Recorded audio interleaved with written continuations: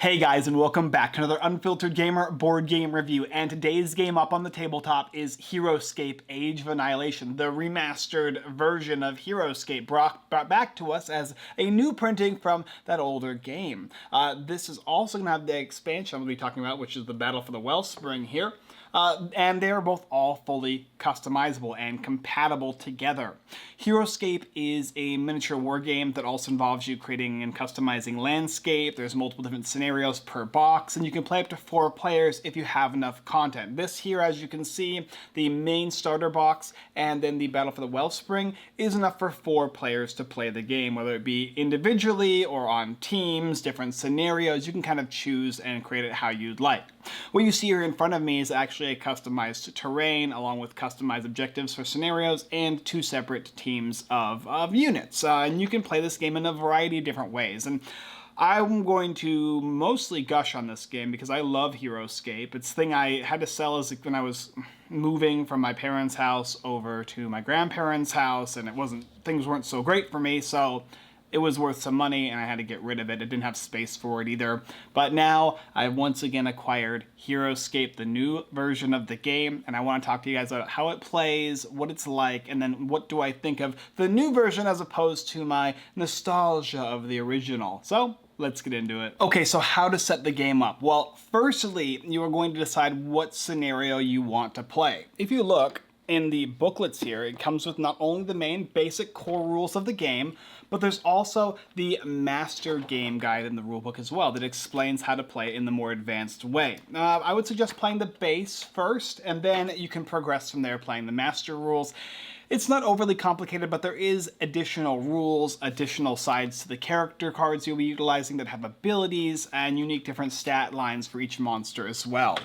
Each of the expanded content as well as the base game content is going to come with scenarios. It's going to have your own little scenario booklet that you can choose to play, as well as the different maps in the game as well. So if I wanted to start off, I'd play the basic rules and I would do the Vengala Gulch from the first scenario booklet, and then I could play from there. I move on from the next scenarios and play throughout the campaign. There's like mini little campaigns here. And as you get better at Heroscape and start to understand the rules, you can customize it however you'd like. You can make your own scenarios, your own maps, and customize your teams however you would like.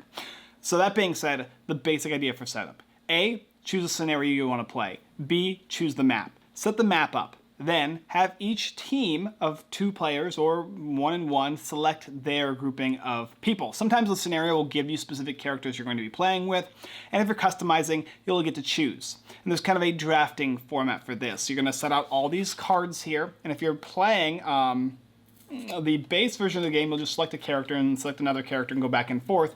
But on the back, you'll notice that there are points on the bottom left-hand side of these cards here. These points are similar to war games like Warhammer. You'll play, oh, I'm going to play a 1,000-point army, and I'm going to play a 1,000-point army too. And so you both play a customized 1,000-point army. If I select a character, you select a character, and we go back and forth until we get to as close to 1,000 points each as possible, making the game pretty fair.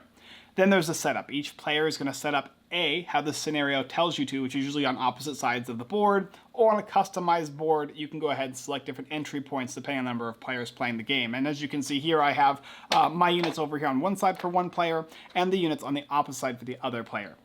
If you're playing a specific scenario, then you can go ahead and select to play with those markers. Sometimes there'll be markers to indicate a spot in which you're going to be protecting. In this case here, I have kind of a King of the Hill scenario where as soon as the enemy team gets onto that point and there's no enemy units around that point, then that team wins.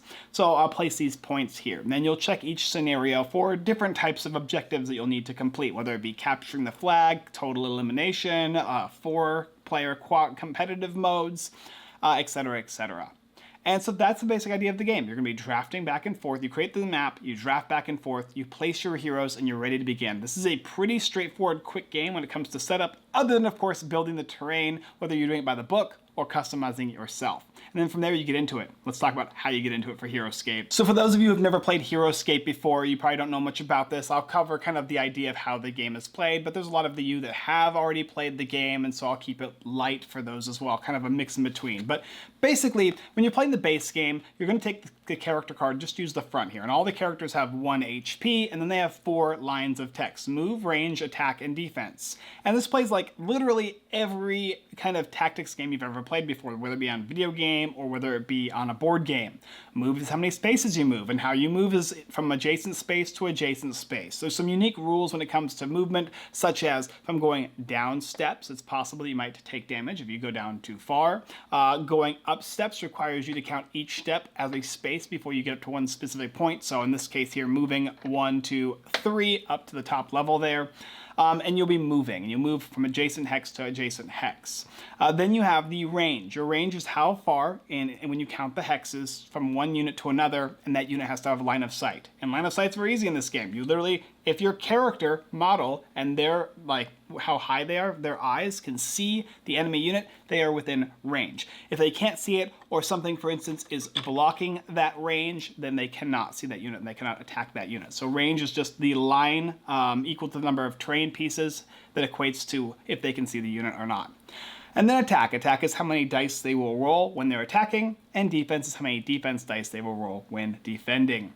And so that is basically how all the characters are going to function. So how do we set this up? Well, each team or each player is going to receive these initiative markers, and you'll notice the markers have a number of 1, 2, 3, and X. Each player will have a number of character cards, and they're going to be basically having those cards on their side of the field, and they'll take their markers and place them on their character cards. You can have multiple markers on a singular character, you can have all your markers on a character, or you can divvy them up. Maybe place the 1 on one unit, the 2 on another, and the 3 on the other. Well, there's also the X.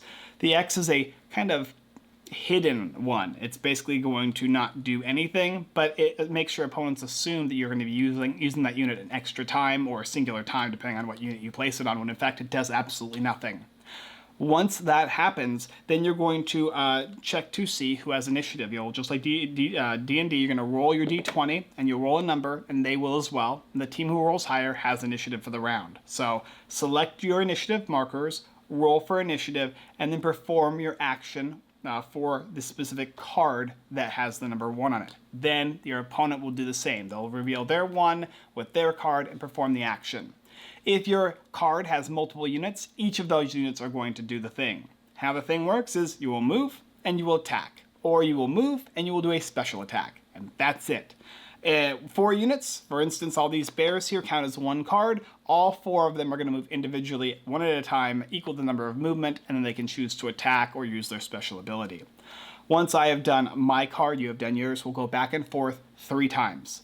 After that happens, you'll rinse and repeat. You'll take your initiative markers, you're then going to go ahead and place them on the different characters, you're then going to roll initiative to see who rolls the higher on the D20, and then that team is going to start revealing once again. And the game will progress up until the point where somebody has completed the scenario or defeated all the units on the opposite enemy team. Yeah, it's pretty simple. And like I said, movement is simple as well. During the advanced rules of the game, if you walk on water, there's going to be a cost to movement. If you're walking up from an adjacent space to a higher space, you'll have to count each space as a level that will count as a movement. So it'd be 1, 2, and then 3 to climb up extra spaces, or 2, depending on how high it is. And your unit just might not be able to climb that high. Otherwise, it might have to go around. And jumping off is always a free move, unless they fall off or they jump from a very high distance, in which you'll have to suffer some type of penalty. Usually it's rolling a die and checking to see if you take damage. There's other terrain pieces that are on impassable, such as like trees here or buildings, and possibly terrain that's difficult, that if you walk through it, it'll cost an extra point of movement. And attacking. Attacking is exactly what you would imagine. If I have 6 attack and you have 6 defense, I'll roll my 6 dice, you'll roll your 6 dice, I'll add up all of my attacks minus your defense, and that'll be damage dealt to you. In the basic mode of the game, if your unit takes 1 damage and you're playing the basic mode, that unit is going to die. And if you're playing the advanced version of the game, you'll flip it over on the backhand side and you'll notice that this character has an 8. They'll have to take 8 damage, in which case you'll use the damage markers over there in the corner to represent damage dealt to the unit. Once they've taken all of their HP and damage, that unit dies as well. The advanced version of the game also has unique special abilities for each character. Maybe, for instance, like Xenorath here, the Vine Weaver. He's got the ability to summon vines, which are going to be referenced in markers there, as well as the special attack of Erupting Earth. Each character has their own unique special attacks that synergize with other characters or individually, and each unit has their own kind of traits. For instance, this guy here has the dragon trait, unique hero. He's a warden, majestic, and he's huge 12, which means that he is 12 in height in reference to these tiles here. So he can see over 11 when looking to do range. And then, of course, the stats are all going to be different on the opposite side. And if you'll notice on the very right-hand side of the card, there is a symbol of the character. That character, whatever is in red, is what you can see when attacking. So sometimes a character might have his claw all the way up, but on the back of his card, the claw is actually not red. In which case, and this one has that exact example, in which case, if that is all that your character sees when trying to attack that unit, you cannot hit that unit because you have to see the red portion in order for it to count. You have to be within literal line of sight. And there you go. That's the game. Remove your character's units, or your opponent's units from the game, complete the objective, whatever it might be, and then succeed. Yeah, Heroscape. It's a pretty simple game, but there's a lot of complexities and a lot of customization. Okay, so Heroscape, Age of Annihilation, the new revitalized version of Heroscape. Thank God they added this game. I am a big fan of Heroscape. I think this was one of my favorite games as a kid, and it's a game I thoroughly regret getting rid of. Losing the game sucked. I wish I would have kept the game, but I had no space, and I do understand my choices at the time. But now that it has been remastered and brought back, I am super thrilled.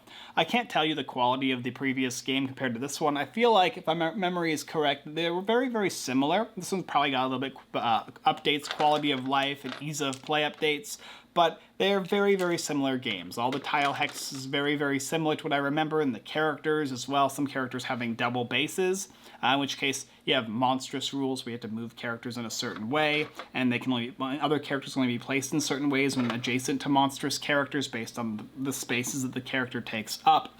And of course the cards, these tile text-like cards that you're using for your characters are also very similar. I don't even know if they've updated they might have updated the new characters. I'm not sure. It's been too long to tell you.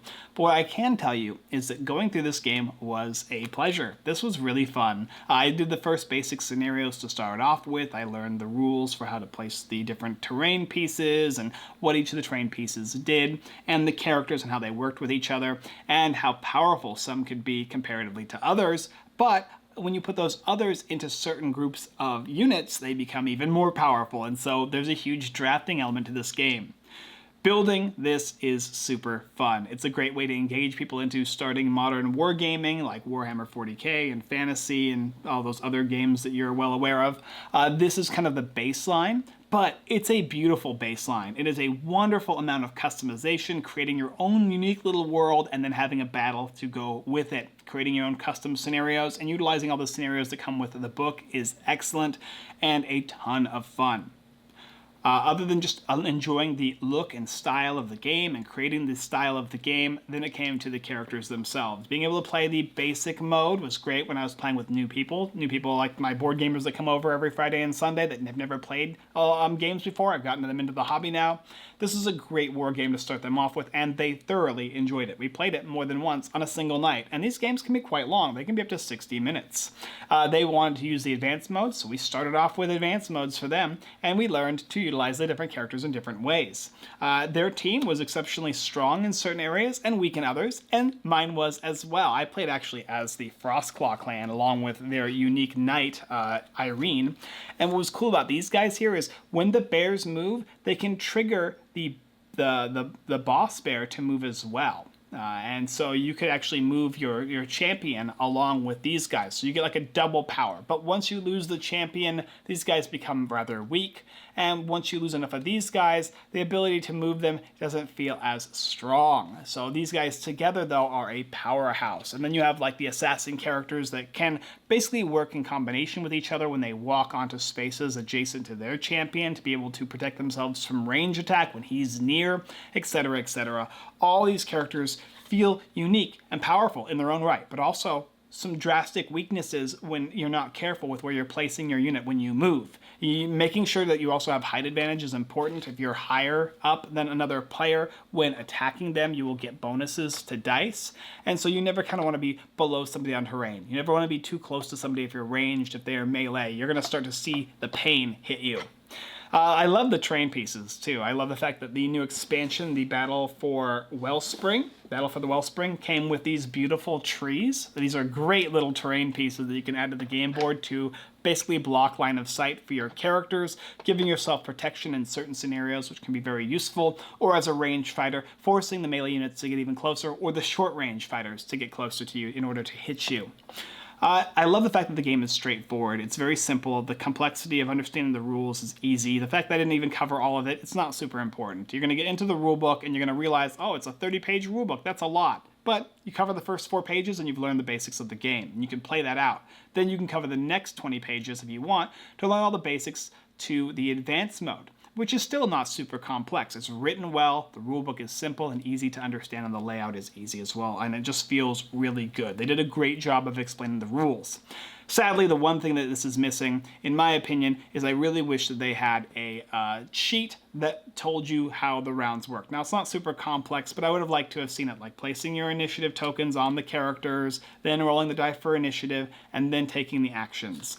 The other little thing, too, about this game is that each character has its own unique abilities, unique special attack, and they function with other characters. I wish there was somewhere in the rules, and there maybe is, maybe I just couldn't find it, but that this unit works really well with this, and you should pair these units together. And also what each of the attacks do and each of the abilities do. Some of them didn't, I had to look up online, I couldn't figure it out, like Knight Arena and how the Frost Claw Paladins, because it seemed so powerful, that Paladins can move and do their thing, and then it triggers her as well. Wow, I get to move 5 units with this unit. Why would I never want to pick these guys? They're so good. And that's exactly what they did. But then I read the rules for the other characters and how they worked in tandem, and all the abilities seem overpowered, and that's because they are. But it balances itself out because everybody feels good in this game to play. And that's one way to do it, right? The other way is to make everybody weak, which doesn't feel as fun. I like the idea of everybody being very OP and very strong, but also easy to defeat. At the end of the day, once you've taken out those 4 hits, you get a lucky roll. The game characters can swing. This game is a wide swing, too. It is, I don't know if I'd say dated as far as combat goes, but you are chucking dice. This is a dice chucker. This is a battle dice checking game. There's a lot of mitigation. There's a lot of ways you can interfere with how the rolling of dice can inflict damage, etc., etc. You can protect yourself in certain ways. But at the end of the day, if I roll 6 skulls with my dice and you roll no defense, you're getting toasted and your team's that much weaker, especially if I take out a big dude. Removing units, multiple units in certain times is really powerful as well, and certain characters do that better than others. So if you don't mind the fact that it is a little bit more on the classic side of rules and the fact that it's swingy and you have dice rolling, and then you're going to be fine with this game. It feels like a war game. For those of you who are more modern gamers or you're looking for like a strong Euro, this is not going to be it. This is a dice chucker. This is throwing dice, smacking face. It's a customizing game. It's a train building game. It's a game where you're going to be able to create your own battlefield scenarios. You could probably play with as many players as you want with this. If you have enough Heroscape, you can have a huge, huge battle. And my dream is that someday I'll do like a 10-player game of Heroscape. I don't think the rules are custom for it, but I don't think it matters. I think you can just rush. If you can play with 4 players and it's set for 2, and you could probably play with 8 players and make a double map and just stick them together, and you just have teams that play with each other. And this table can accompany at least 8 players, so maybe just 8 or 10. That'd make me feel pretty good. There's enough stuff in the base module, which is I recommend you get this big one first before you get any of these smaller ones. Get the huge one. That's where it's all at. You'll get enough content to play. And then each of the little expansions are not actually that little. It comes with a lot. This one here comes with 6 more characters, 31 more hexes, 2 of the big jungle trees, dice, extra dice, order markers, wound markers, power markers, glyphs, cards, rulebooks, scenario booklet for new scenarios and all that kind of stuff. In fact, it shows you in the back of this box all the stuff that you get. Quite a bit. And then the big box has a bunch of stuff as well. I'm not even going to go over it because it's literally everything else that you see here. And it might not seem like that much, but once I start fanning these guys out, you'll start to see how big of a train you can make. If you want to make a flat land, you'll make a really, really big train. You could probably play with a number of players that way. In fact, you could probably even play with 8 players with just what I have here. You just have to use smaller armies, right? I love Heroscape. I love the design. I love the quality of this game. I love how simple it is to teach. It's the straight up basic jump-in war game where you can spend an hour making the terrain, then your buddies come over and we all play the game that you've tried to make your best customized to be as fair as possible, or you all work together to build a great little battlefield, and it feels good. Yeah, this game just feels good. I'm going to keep this game forever. I'm never getting rid of it now. Now that I've got it, it's mine, and I'm excited to play more Heroscape. They have made expansion content now. I think they've made another battle box. They have additionally added new extra small boxes. There's some packs that come with extra water tiles. As you can see, I also have ice tiles here, and you can customize the rules in a lot of ways. You can make it so in a scenario, whenever you move through ice tiles, you can slide all the way across as one singular move. You can just add these things. As long as you balance it out, it will work for you. You can make sure that characters can fly or climb over certain obstacles at the cost of movement. Balancing it, as long as it balances for everybody, it'll work great, and it feels super fun to be able to have your own customizable war game with beautiful painted miniatures. Quality is excellent. Yeah, all this good stuff. Like I said, my only negatives are they need to explain the abilities better. They have to have in the rulebook somewhere that explains what Raylan the Kyrie warrior does in more detail than just a few sentences. It would make it a lot simpler. And I know it's a problem because other players have been looking up some of the questions regarding to some of the characters' advanced abilities. Otherwise, though, this is a great game. If you loved Heroscape before and you don't own it and you want to own it again, or you just want more Heroscape, I believe that they both work for the original. You can customize them. They are compatible with the previous ones. Throw this in with more of your Heroscape. You'll love it. Great job. Yeah, I believe it's Renegade here. Renegade and Avalon Hill. Wonderful job making this remodeled version of the game. I love it. I love it. Recommended. Thank you guys for watching another Unfiltered Gamer board game review for the game Heroscape Age of Annihilation, the new version of Heroscape. If you like this video and you want to see more, or want to see more Heroscape content, let me know. I can go more into depth with the characters and how the game works and all that kind of stuff, but I kind of wanted to just give you a full overview of what I think about Heroscape, the new version of the game, and all the quality of life upgrades and improvements, and just how wonderful this game feels to play. It's a great classic. Gosh, it's a great classic. If you guys are interested, you can go ahead and like, comment, and hit that subscribe button. It does help us out on the channel. Hit the subscribe, hit the notification button so you can see more of our videos. We create less content than we used to. We used to do one every single day, but now I've kind of condensed it, making the videos a little cleaner, preciser, better editing, and also a baby. So now I get about 2 to 3 videos a week. I'm sorry. Plus, we do a live stream on Sunday, starting back up this Sunday. We're going to do a live stream of Richard Garfield's game, which I'll have up as an announcement. Thank you guys so much for watching. And as always, I look forward to delving into some Heroscape with you guys next time.